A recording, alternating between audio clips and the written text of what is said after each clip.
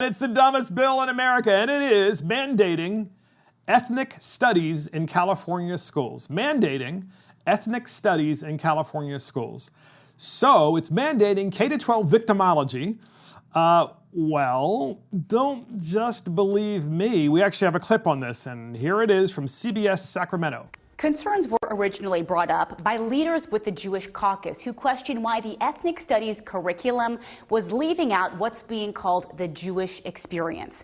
Now other groups are joining in too, questioning why their histories aren't being included in future textbooks. It sort of leaves out a lot of the nuances of the history of Indian Americans in California. Isan Katir with the Hindu American Foundation says California has the biggest American community of Indians in the country.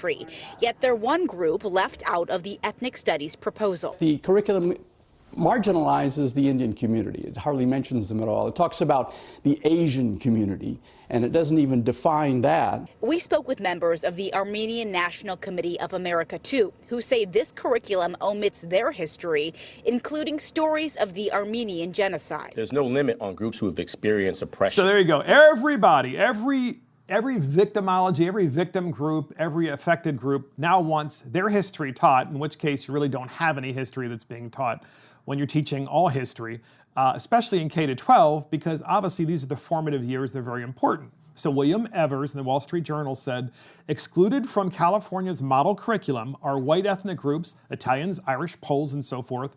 Also largely excluded are groups like Jews and Armenians who were persecuted abroad, but then sought refuge in America and did quite well at that. The groups that dominate the curriculum are African Americans, Latinos, Asian Americans, and American Indians.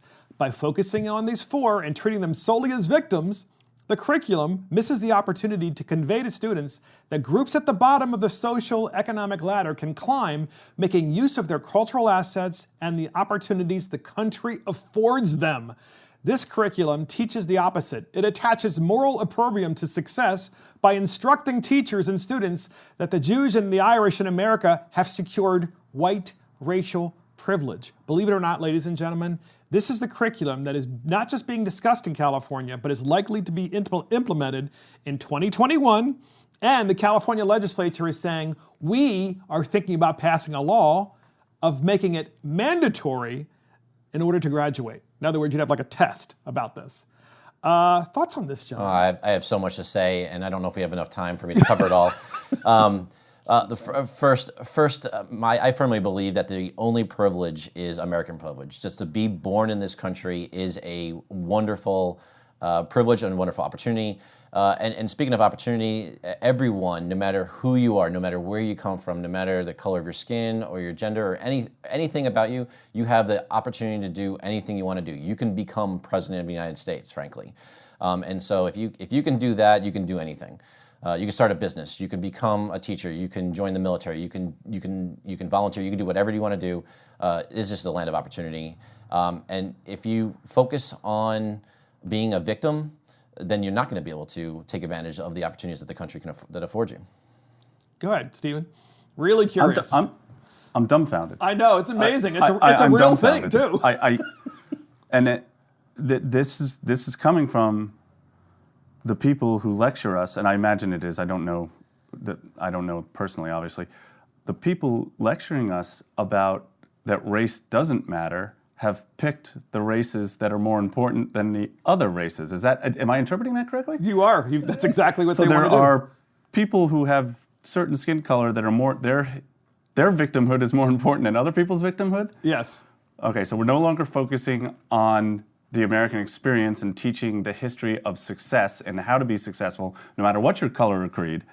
We're now teaching that your experience is more important than my experience because of the melatonin content of your skin. That's exactly right. I'm dumbfounded. And they're ignoring how you grew up. So you could be white and have grown up incredibly poor and incredibly underprivileged because you're raised by a single mom, your father is incarcerated. I mean, there are plenty of these stories, and you're super poor, and you were constantly kicked out of your house because you didn't have any money and so forth.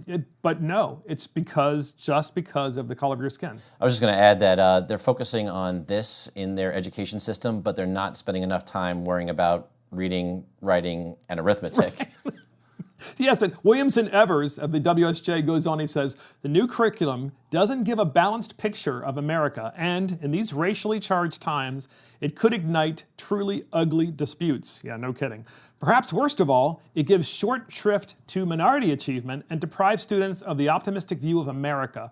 Following this curriculum, students would have no basis on which to understand Frederick Douglass's defense of the United States Constitution as a glorious liberty document and his celebration of the potential of a country based on natural and inalienable rights.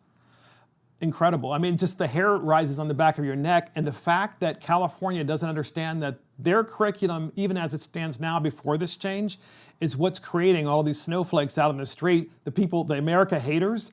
They're the ones who are dividing people. They're dividing people every day. And so look, podcast listeners, we're going to finish out the podcast with Thomas Sowell of the Hoover Institution talking about victimology and the way it has affected the black community. Please listen to this carefully, because with this particular dumbest bill in America, it resonates now more than ever about how so many in education are literally destroying our country. And here's Thomas Sowell trying to set the record straight. And here's the clip. New York Times writer Nicholas Kristof, I'm quoting you, asserts that there is you're quoting him, overwhelming evidence that centuries of racial subjugation still shape inequity in the 21st century, quote, closing quote, and he mentions, open quote, the lingering effects of slavery, close quote. And now this is Tom Sowell.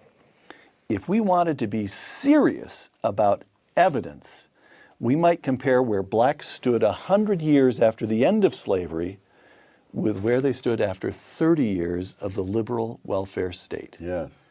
Explain that. Well, in 1960, which would be almost 100 years after the end of slavery, 22% of black kids grew up in homes with only one parent. Just 22%? Yes. 4 out of 5 were in homes with both parents? Yes. 30 years later, after the liberal welfare state, that number had more than tripled. And so I said, well, let us compare, if we can speculate on how much that 22% was due to the legacy of slavery.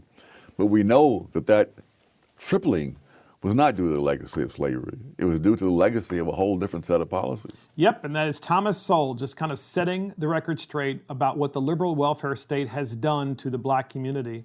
And now today, what we're saying is we need to teach victimology when in fact what has actually happened in the last 30 years and 40 years is that we have, without question, victimized minority communities for a variety of reasons. I'm going to give you guys one last shot at this before we close out. Go ahead, Stephen. I'm a huge Thomas Sowell fan. I think he's an absolutely brilliant person. I believe that's a clip from Uncommon Knowledge, if I'm correct. Yep. Yeah, my closing remark, I'd like to, if I could I read something from John Jay? Because I really don't even want to discuss that bill. Sure, that quickly, go ahead. I will. So John Jay, one of our framers, said something at the close of the Constitution. Every member of the state ought diligently to read and to study the Constitution of his country and teach the rising generation to be free. By knowing their rights, they will sooner perceive when they are violated and be the better prepared to defend and assert them.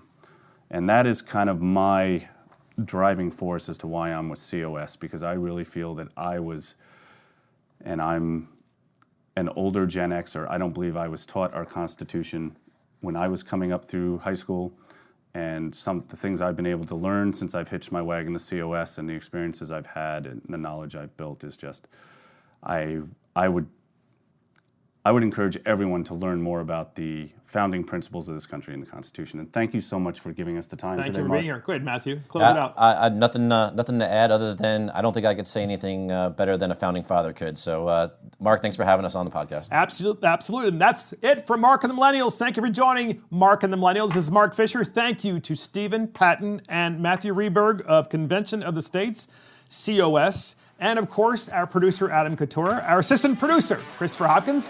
Check us out on iTunes, Spotify, YouTube, Facebook, Twitter, and our website. See you next time.